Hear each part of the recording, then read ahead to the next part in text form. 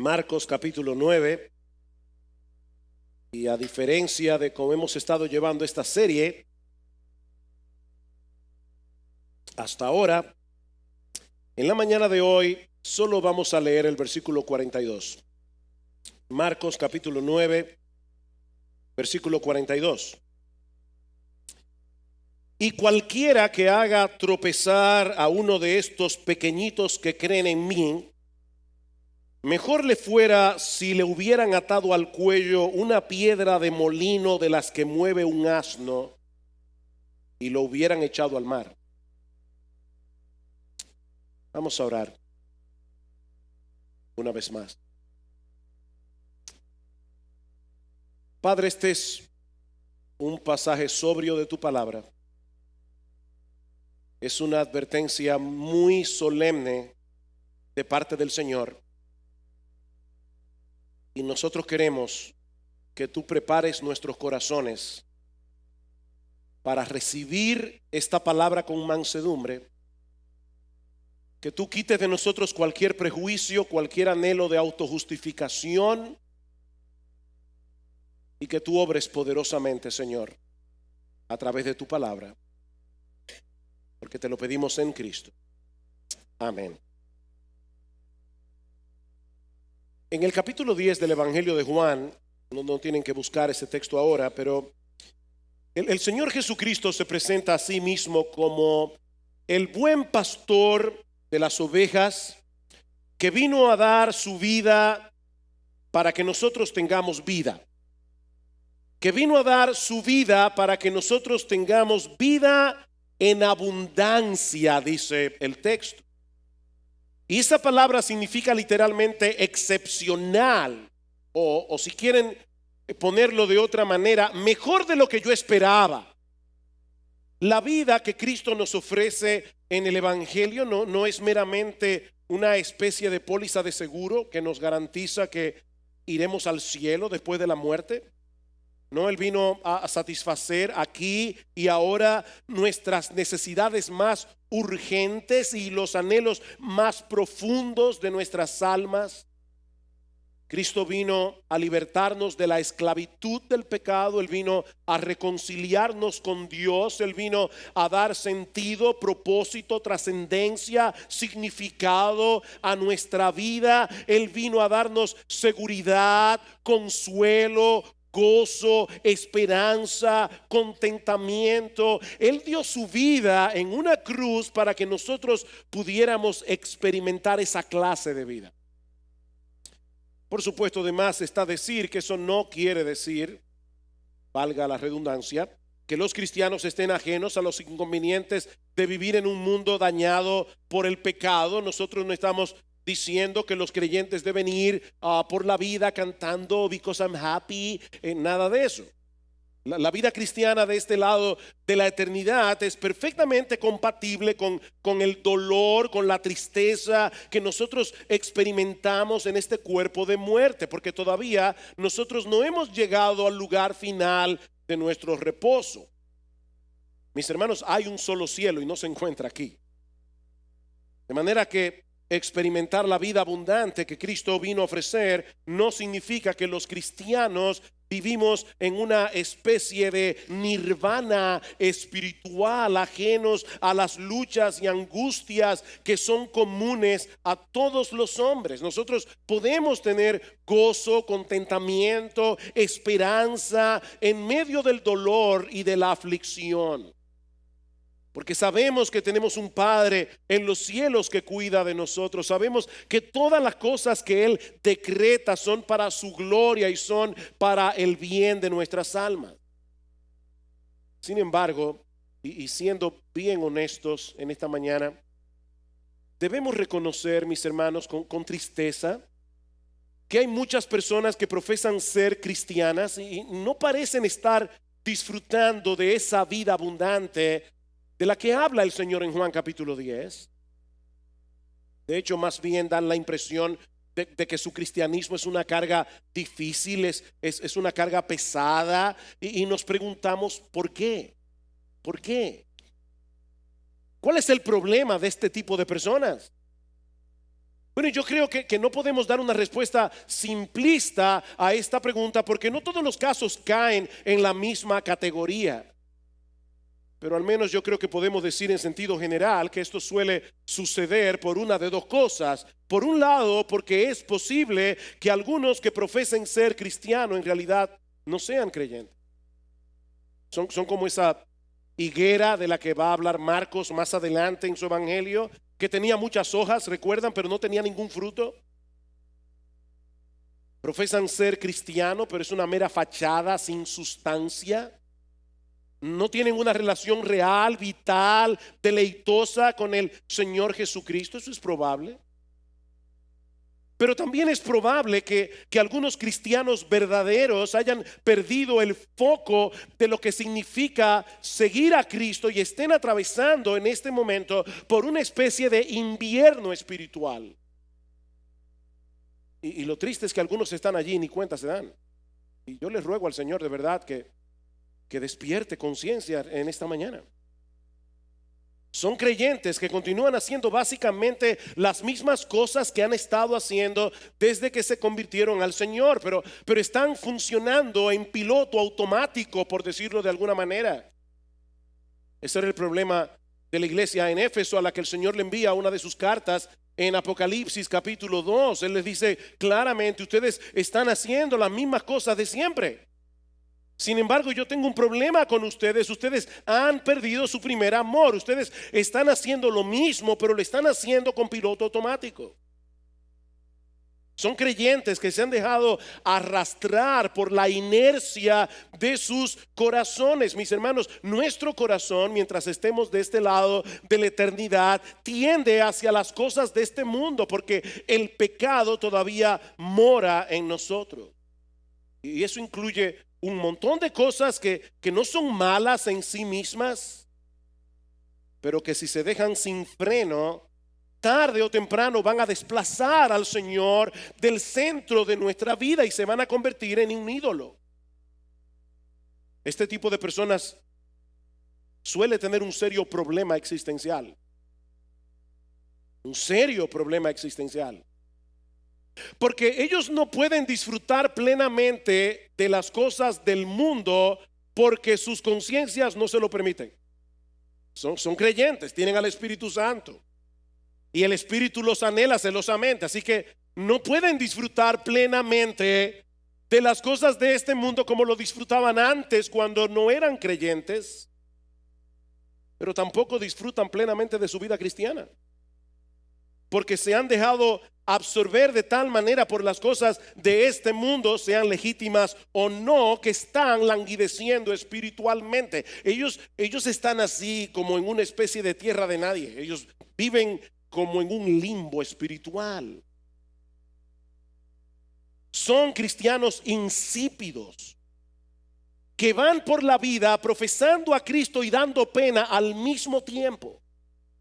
Profesando a Cristo y dando pena. Y la pregunta que debemos hacernos hoy es: ¿cuál es el remedio para este tipo de casos? Bueno, yo creo que el remedio es volver a poner en perspectiva lo que significa seguir a Cristo. Y en dependencia del Espíritu Santo, dar media vuelta de regreso a su primer amor. Yo recuerdo cuando mis hermanos y yo nos bautizamos hace 38 años atrás, que en la pila del bautismo nos pidieron que cantáramos un corito que estaba muy de moda en esa época y que los hermanos más viejos de nuestra congregación seguramente recordarán. He decidido seguir a Cristo, no vuelvo atrás, no vuelvo atrás. El mundo atrás, Cristo delante, el mundo atrás. No vuelvo atrás, no vuelvo atrás. Y hermanos, eso es lo que yo quiero que ocurra en esta mañana al comenzar a exponer este pasaje del Evangelio de Marcos. Y a propósito, yo he titulado este mensaje Mero Cristianismo. Porque lo que Jesús nos presenta en este pasaje, en los versículos 42 al 50, no es el retrato de un super cristiano que pertenece a una élite especial a la que muy pocos tienen acceso en la iglesia. No, hermanos. Lo que Jesús está describiendo allí es lo que todo verdadero creyente debería estar experimentando en su vida.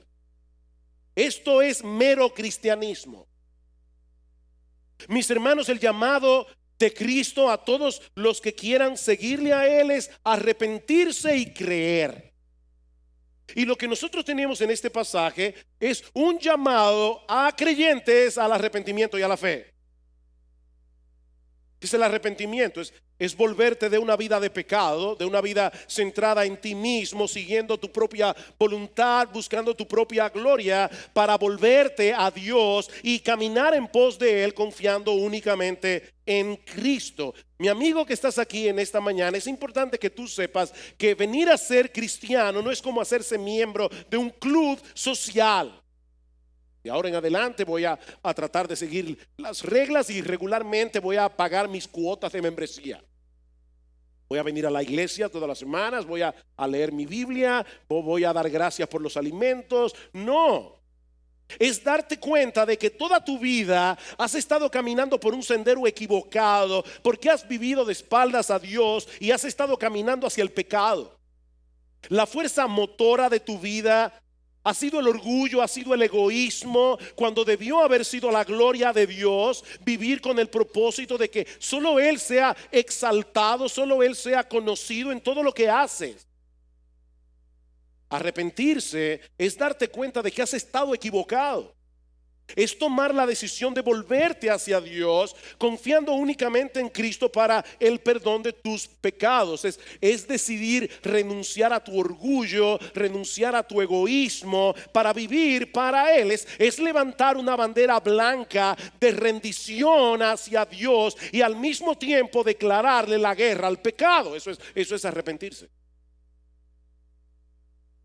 Pero hay un detalle que todos los cristianos tienen que tomar en cuenta si desean seguir progresando hacia la madurez.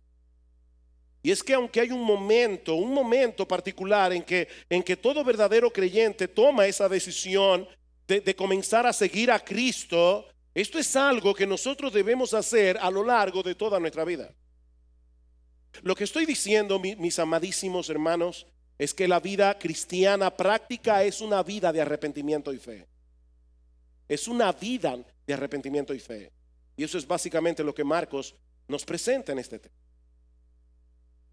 Mi intención original era predicar todo este pasaje en la mañana de hoy, pero yo he aprendido con el paso de los años que los mensajes tienen vida propia. Así que mientras seguía trabajando con el versículo 42, pronto me di cuenta que no iba a poder avanzar más allá de este versículo. Así que la semana que viene veremos Mero Cristianismo parte 2. Hay tres aspectos aquí de lo que significa ser cristiano. Hoy veremos solamente uno. El primero, que es un amor radical que procura el bienestar espiritual de los demás sin importar el precio que tú tengas que pagar por eso. Eso es lo que significa la vida cristiana práctica. Vean una vez más el versículo 42. Cualquiera que haga tropezar a uno de estos pequeñitos que creen en mí, mejor le fuera si le hubieran atado al cuello una piedra de molino de la que mueve un asno y lo hubieran echado al mar. Como tenemos varias semanas estudiando esta porción del Evangelio de Marcos, quiero recordarles que este pasaje se encuentra en medio de una larga conversación en la que Jesús está lidiando con el orgullo, con el corazón orgulloso de sus discípulos. Ustedes recuerdan que unos versículos atrás los apóstoles habían estado discutiendo entre ellos quién era el más importante del grupo. Y en el versículo anterior al que estamos estudiando ahora, los versículos anteriores, Juan le confiesa al Señor, acaba de confesarle al Señor que ellos se habían topado en el camino con una persona que en el nombre de Cristo estaba echando fuera demonios, y dice que ellos se lo prohibieron. ¿Y cuál fue la razón de la prohibición? Que ellos no eran parte del club, ellos no eran parte del grupo. Y es en ese contexto que surge la advertencia del Señor en el versículo 42 que acabamos de leer. Porque el mismo principio pecaminoso que produce rivalidad y envidia ministerial es el mismo principio que produce los tropiezos. Cristo sigue hablando exactamente de lo mismo. Está tratando con el corazón orgulloso de los discípulos. Ahora, hermanos, ¿a qué se refiere Jesús cuando habla de los tropiezos en este pasaje? Es una palabra que aparece varias veces en el Nuevo Testamento. Y la idea que comunica es la de hacer o decir cualquier cosa que ponga impedimentos a la conversión de un incrédulo o que ponga impedimentos a la santificación y crecimiento de un creyente. Eso es poner tropiezo. Es estorbar el camino de alguien para que llegue a ser cristiano, o es estorbar el camino de un cristiano para que sea cada vez más semejante a Cristo. O sea, para impedir que sea cada vez más semejante a Cristo. En 1 Corintios capítulo 10 versículo 32, y hablando de manera particular del uso de cosas que son legítimas, pero que pueden llegar a ser un estorbo si se usan de una forma descuidada, Pablo dice a los hermanos en Corinto: no seáis motivo de tropiezo, ni a judíos, ni a griegos, ni a la iglesia de Dios. No sean tropiezo a nadie, ni a los judíos incrédulos, ni a los gentiles incrédulos, ni a los creyentes. Debemos ser muy cuidadosos en lo que hacemos, para evitar en la medida de lo posible que alguien sea dañado con nuestra conducta, que alguien sea dañado con nuestras palabras, con nuestros comentarios, que alguien sea dañado con nuestro ejemplo, aún en el manejo de cosas que son legítimas, de cosas que no son pecaminosas en sí mismas.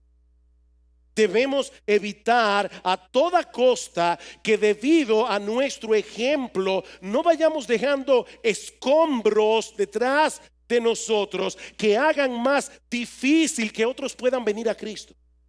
Eso es lo que Pablo está diciendo. No dejes escombros en el camino, o que otros que ya están en Cristo puedan seguir avanzando hacia la madurez.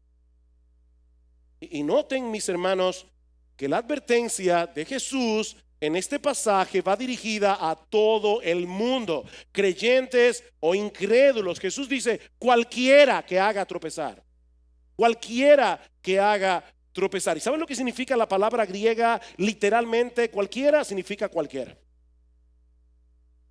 Es cualquiera, sea creyente o sea inconverso. Esto es una advertencia para todo el mundo. Cuidado con el que haga tropezar a otro creyente. Cuidado con el que incite a otro creyente a pecar. Cuidado con el que estorbe el crecimiento espiritual de otro creyente. Cuando Cristo habla aquí de sus pequeñitos, no es de niños que él está hablando. Es de personas que creen en él. Personas que depositan en Jesús toda su confianza, como un niño deposita su confianza en aquel que le da seguridad. Por supuesto, debemos tener cuidado de no hacer tropezar a nadie, como vimos en ese pasaje de 1 Corintios. Pero en el pasaje de Marcos, de manera particular, el Señor nos está advirtiendo solemnemente que tengamos mucho cuidado con hacer tropezar a una de sus ovejas, a uno de aquellos por quien Él derramó su sangre en la cruz del Calvario.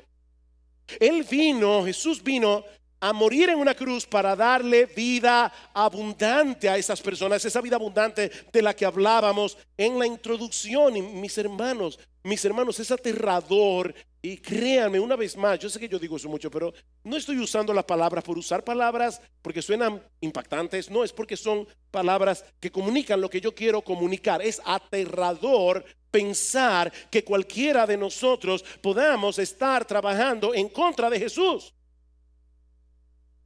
Él dejó su trono de gloria, dio su vida en una cruz, murió en la cruz del Calvario para hacer algo Y tú y yo estamos trabajando en su contra. Tú y yo estamos aunándonos con el diablo para hacer una obra exactamente contraria a la obra que Jesús vino a hacer.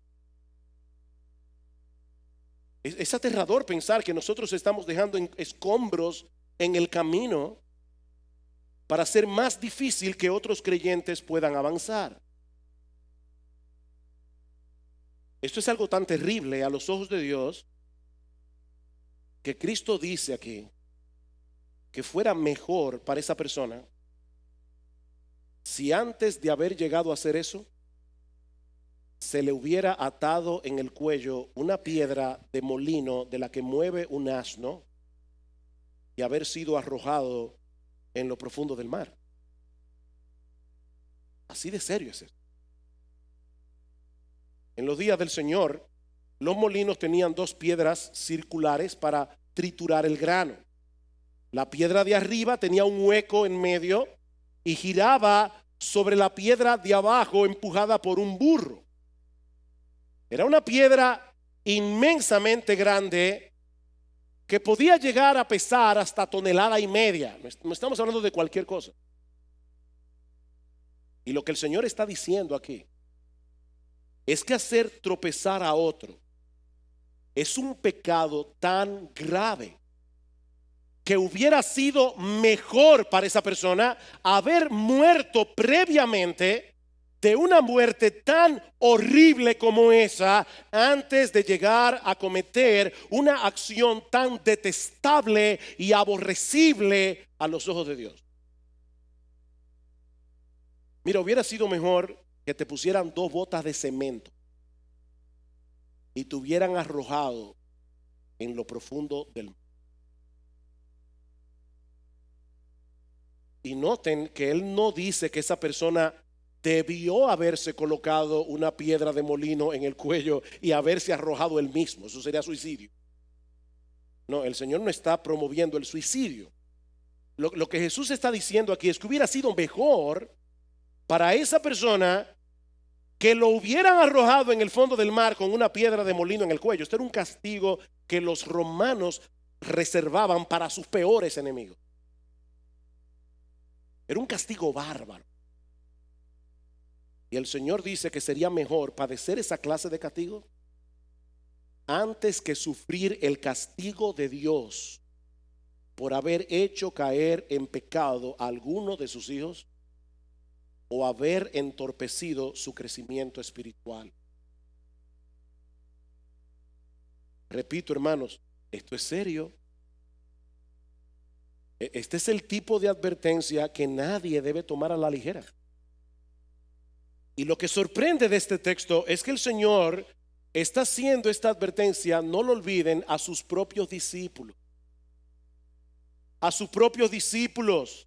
Vean una vez más los versículos 35 al 37 que estudiamos la semana pasada, cuando ellos estaban discutiendo quién de nosotros es el mayor. Sentándose, llamó a los 12 y les dijo: si alguno desea ser el primero, será el último de todos y el servidor de todos. Y tomando a un niño, lo puso en medio de ellos, y tomándolo en su brazo les dijo: el que reciba a un niño como este en mi nombre, a mí me recibe. El que me recibe a mí, no me recibe a mí, sino al que me envió.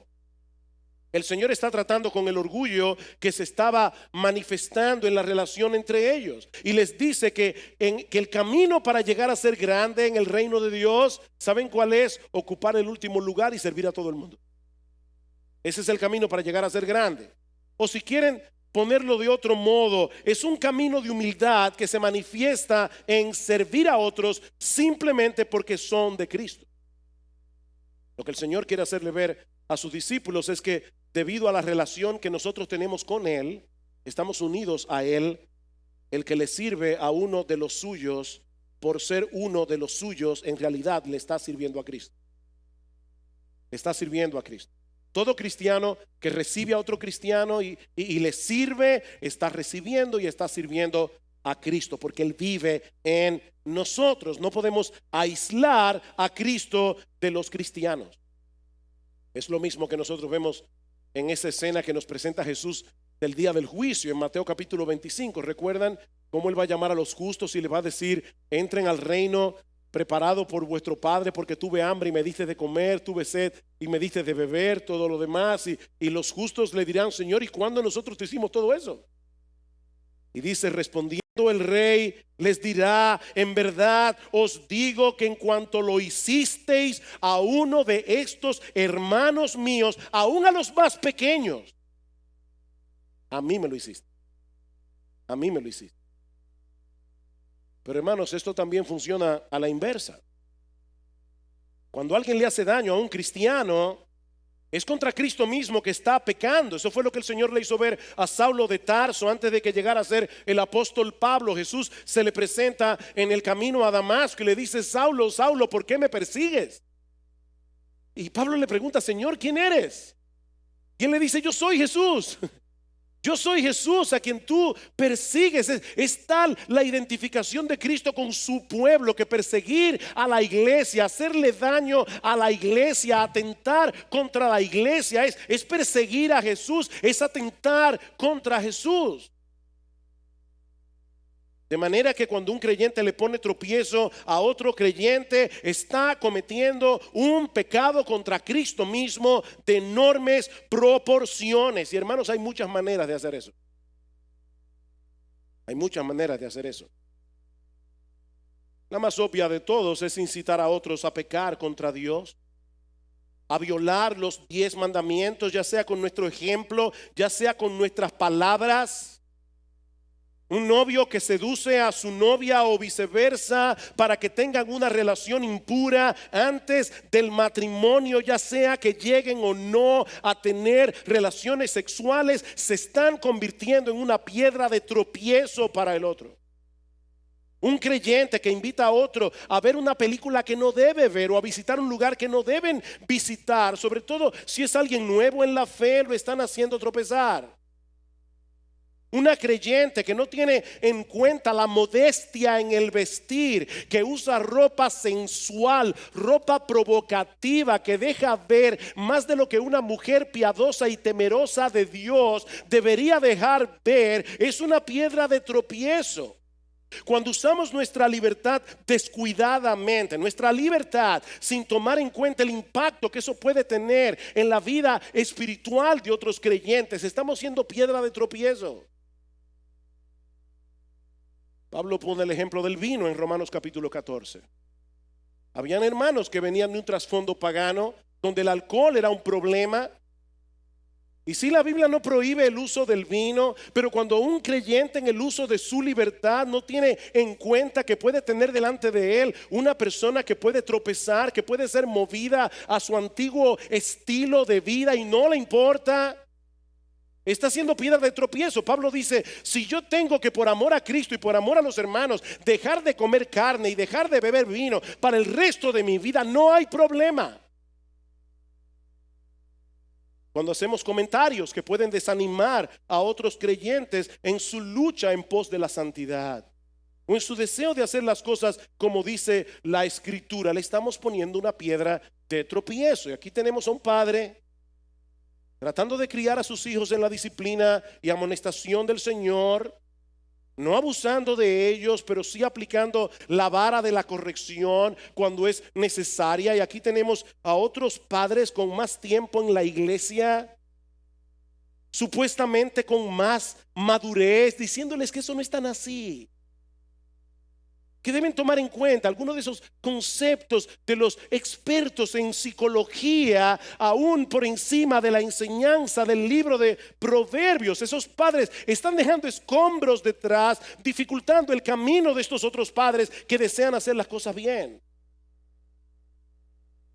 Cuando chismeamos en contra de otros hermanos, estamos provocando de ese modo que algunos creyentes se aíslen de su iglesia, se aíslen de sus líderes y se vuelvan cínicos y se vuelvan hipercríticos. Estamos siendo piedra de tropiezo. Cuando promovemos la mundanalidad en la iglesia, estamos siendo piedra de tropiezo. Y para ser más concreto, mi hermano, cuando tu estilo de vida, cuando el uso de tu tiempo, cuando el uso de tus recursos, la forma como te entretienes, promueven los valores del mundo que son ajenos y contrarios a la piedad, que son ajenos y contrarios al temor de Dios, que no promueven una vida cada vez más semejante a Jesús. Eso es mundanalidad. Y cuando tú vives así, tú estás promoviendo la mundanalidad en la iglesia. Cuando nuestra falta de compromiso con la iglesia y con los hermanos estimula a otros a tener esa misma falta de compromiso, estamos siendo tropiezo. Mis hermanos, podríamos poner un montón de ejemplos, pero yo creo que estos son suficientes para entender cuál es la advertencia que el Señor nos está dando aquí. Ahora, ¿cómo aplicamos esta advertencia de Jesús al caso de un creyente que hace tropezar a otro creyente? ¿Puede un cristiano perder la salvación por hacer tropezar a otro cristiano? Porque Cristo dice aquí, de verdad, mejor te hubiera sido que te hubieran puesto una piedra de molino de asno y te hubieran arrojado en el fondo del mar. ¿Puede un cristiano perder la salvación? Por supuesto que no. Por supuesto que no.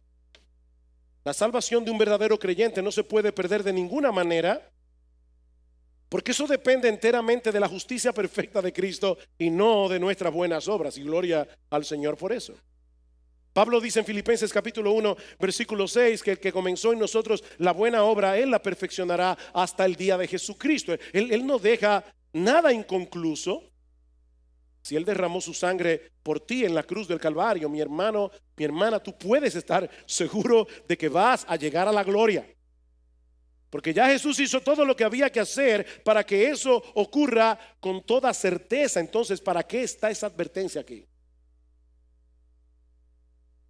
Yo pienso que esa advertencia tiene al menos dos propósitos.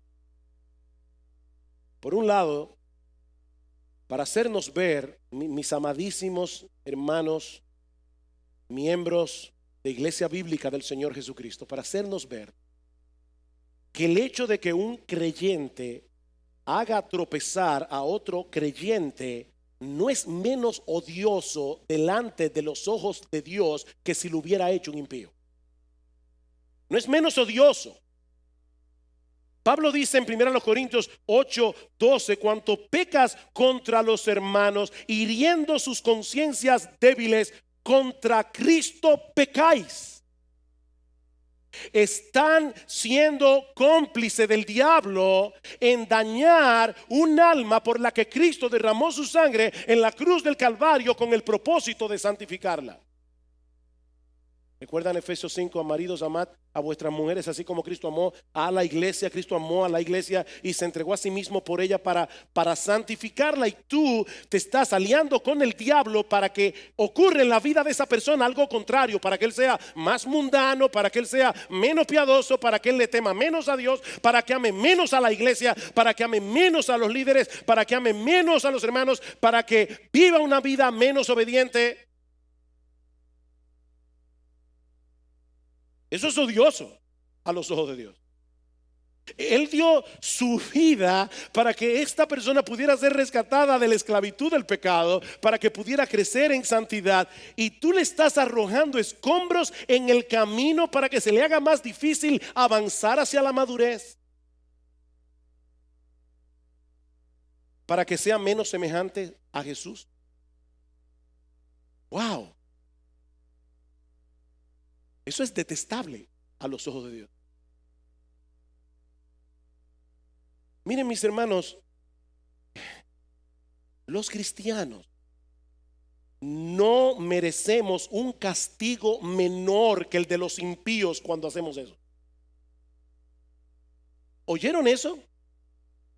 Los cristianos no merecemos un castigo menor que el de los impíos cuando hacemos eso. Gracias al Señor que Él pagó por todos nuestros pecados en la cruz si somos creyentes, aunque eso no evita la disciplina de Dios. Pero Él pagó por nuestros pecados, incluyendo el pecado de hacer tropezar a otros. Pero mis hermanos, de ninguna manera podemos tomar ese pecado a la ligera. Eso es lo que Cristo nos está haciendo ver aquí. Esto es algo odioso, es algo detestable, es algo abominable, es algo horrible a los ojos de Dios. Pero yo creo que hay otra razón adicional de por qué esa advertencia está ahí. Si una persona está viviendo descuidadamente, poniendo tropiezo a otros sin que eso perturbe su conciencia, sin que se arrepienta de su pecado, amparada en que esa es su libertad en Cristo, es muy probable que esa persona esté yendo camino al infierno. Es muy probable que esa persona esté yendo camino al infierno pensando que es un creyente y no lo es.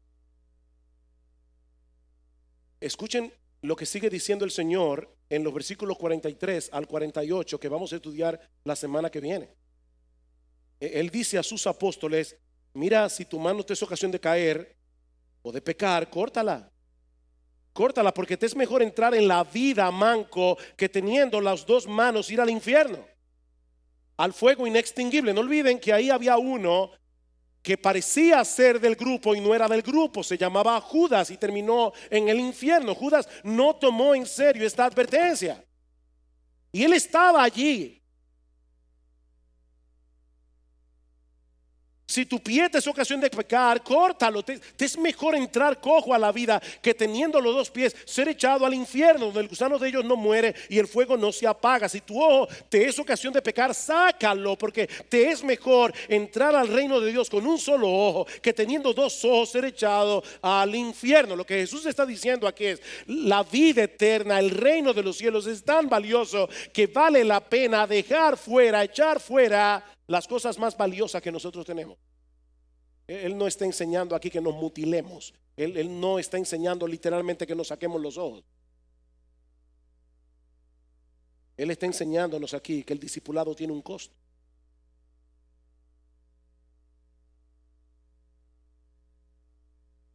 Sabemos que la salvación es únicamente por gracia, por medio de la fe. De hecho, esta tarde creo que el pastor Salvador va a estar predicando acerca de la relación de la fe y las obras. Hermanos, la Biblia dice que una fe que no produce obras es una fe que está muerta. Y de las obras que produce la fe, la más evidente es el amor a los hermanos. Porque tú puedes decir que tú amas a Dios, pero como Dios no se ve, es muy fácil decir eso. La prueba más evidente de que tú amas a Dios es que tú amas a los hermanos. Primera de Juan capítulo 3. Nosotros sabemos que hemos pasado de muerte a vida en que amamos a los hermanos. El que no ama a su hermano permanece en muerte. En esto hemos conocido el amor, en que Él puso su vida por nosotros. También nosotros debemos poner nuestras vidas por los hermanos. Es un amor radical. Amados, amémonos unos a otros, porque el amor es de Dios. Primera de Juan 4. Todo aquel que ama es nacido de Dios y conoce a Dios. El que no ama no ha conocido a Dios, porque Dios es amor. Primera de Juan 4:20. Si alguno dice yo amo a Dios y aborrece a su hermano, es un mentiroso. Pues el que no ama a su hermano a quien ha visto, ¿cómo puede amar a Dios a quien no ha visto? Y nosotros tenemos este mandamiento de Él: el que ama a Dios, ame también a su hermano. A final de cuentas, lo que nosotros tenemos en Marcos capítulo 9, versículo 42, si lo vemos positivamente, es un llamado a amar a nuestros hermanos en la fe, haciendo todo lo que esté a nuestro alcance para que sigan creciendo a la imagen de Jesús. Todo lo que esté a nuestro alcance. No se trata simplemente de dejar de hacer cosas que pueden ser de tropiezo a otros. No, este es un llamado a amar a los demás con un amor radical, al punto de negarnos cosas que pueden ser legítimas, al punto de cambiar nuestros planes porque queremos promover el bienestar espiritual de nuestros hermanos, y todo eso con la motivación de amor a Cristo, porque amamos a Cristo. Y es aquí donde se conecta la vida abundante de la que hablábamos al principio con toda esta sección del Evangelio de Marcos. Recuerden que en el contexto de este pasaje, el Señor está lidiando con el orgullo de los discípulos. ¿Saben qué es lo que provoca el que un cristiano sea de tropiezo a otros? En la mayoría de los casos es su orgullo y su egoísmo. Es su orgullo y su egoísmo. Yo tengo derecho a hacer esto o aquello. Es mi libertad, sin importarle el impacto que eso puede tener en la vida de otros, como si su cristianismo fuera un asunto privado. Un cristianismo que no afecta a nadie. Mira, mi hermano, mientras más te dejes absorber por ese patrón de vida independiente y egocéntrico, en esa misma medida vas a languidecer espiritualmente. Estás manifestando un preocupante decaimiento en tu amor a Cristo, que se está manifestando en tu falta de amor y de interés por el bienestar de tus hermanos. Pero es amor a Cristo, es tu amor a Cristo lo que ha decaído. Yo quiero ser bien concreto hoy en la mañana. En el mes de agosto vamos a estar celebrando esta conferencia que hemos anunciado, Sanados por la Palabra. Ya decíamos que el deseo de los pastores es ayudar a los miembros de esta iglesia y obviamente de otras iglesias para que puedan tratar mejor con su propio corazón y estar mejor equipados para tratar con el corazón de otros para servir a otros. Déjame hacerte una pregunta. ¿Cuál es tu reacción cuando se llevan a cabo este tipo de eventos? ¿Cuál es tu reacción? Mi punto no es ahora mismo si tú vas a participar o no de la conferencia. Yo sé que hay factores que pueden impedir que alguien asista a la conferencia, factores que espero que realmente sean de fuerza mayor. Pero lo que yo estoy tratando de hacer ahora mismo es ayudarte a examinar tu corazón. Es ayudarte a examinar tu corazón. Mi pregunta a ti a la luz de esta conferencia es esta. Tú deseas, de verdad, mi hermano, delante de Dios, tú deseas estar mejor equipado bíblicamente para servir a tus hermanos en la fe. Tú deseas eso en lo profundo de tu corazón. O estas cosas son indiferentes para ti, o lo que es 1000 veces peor, ¿acaso tú has llegado a creer que estás tan bien equipado que ya tú no necesitas aprender nada más? Tu problema es peor entonces de lo que yo pensaba. Tu problema es peor. Mi amado hermano, mi deseo, Dios lo sabe, mi deseo, mi anhelo para los miembros de Iglesia Bíblica del Señor Jesucristo es que todos los que pertenecen a esta iglesia puedan experimentar esa vida abundante de la que Cristo habla en Juan capítulo 10. Que no tengamos una vida incolora, una vida insípida. Cristo le dice a la mujer samaritana: mujer, el que beba de esa agua volverá a tener sed, pero el que beba del agua que yo le daré no tendrá sed jamás. Será en él una fuente de agua que salte para vida eterna. Mis hermanos, Cristo no derramó su sangre en la cruz del Calvario para que tengamos una vida monástica, insípida y aburrida. Él nos invita a luchar contra ese espíritu orgulloso, contra ese espíritu independiente, con ese espíritu egocéntrico, para que podamos beber abundantemente del agua de vida que Él ofrece a los suyos, y que solo podremos disfrutar en la misma medida en que nosotros crecemos en nuestro amor por Él, en nuestra comunión con Él, en nuestro deleite en Él. Y ese es un amor que se manifiesta, que se hace evidente amando sacrificialmente a los que son de Él. Todo aquel que quiera salvar su vida la perderá, dice el Señor. Todo el que pierda su vida por causa de mí y del Evangelio la salvará. Este es un negocio redondo. Este es un negocio redondo, mi hermano. Es es perder tu vida egocéntrica, encerrada en tu pequeño y miserable reino, para ganar a cambio la abundancia inagotable de conocer a Jesús, para ganar en cambio la abundancia inagotable de tener comunión con Él, una dulce, íntima, tierna comunión con Él, un romance con Él, en la medida en que nos entregamos a amar a aquellos que son amados por Él.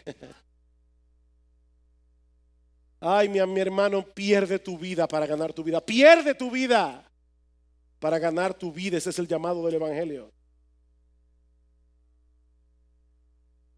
Mi hermano, si en esta mañana el Espíritu Santo ha despertado tu conciencia y te ha dado convicción de pecado, dale gracias al Señor por eso. Él te está mostrando tu tibieza espiritual para que vengas a Cristo una vez más clamando por misericordia y perdón, rogándole en oración que avive en tu corazón la llama de una pasión genuina por Él y por su pueblo. Mi hermano, no te quedes ahí postrado rumiando tu culpabilidad. Recuerda que la vida cristiana es una vida de arrepentimiento y fe. Lo dijimos al principio. Recuerda a los creyentes en la iglesia en Éfeso. Ellos habían perdido su primer amor. Habían perdido su primer amor. ¿Has perdido tu primer amor? ¿Estás viviendo tu vida cristiana en piloto automático? Entonces escucha lo que Jesús les dice. Jesús siguió lidiando con ellos. Dice: recuerda por tanto de dónde has caído. Recuerda por tanto de dónde has caído y arrepiéntete.